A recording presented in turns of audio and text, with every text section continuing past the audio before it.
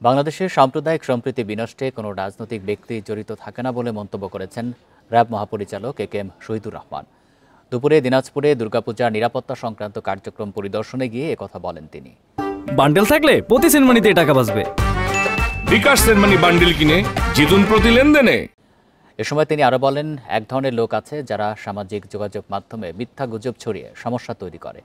সেক্ষেত্রে তাদের চিহ্নিত করে ব্যবস্থা নিতে সতর্ক অবস্থায় রয়েছে আইনশৃঙ্খলা বাহিনী। যারা এই ধরনের অপরাধে জড়িত থাকবে তাদের বিরুদ্ধে কঠোর ব্যবস্থা নেওয়া হবে।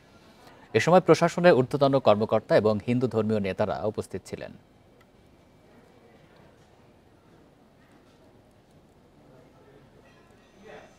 সার্বক্ষণিক পাহারায় থাকে, পর্যাপ্ত যদি আলোর ব্যবস্থা থাকে তাহলে ওই কাপুরুষরাই সুযোগটা পাবে।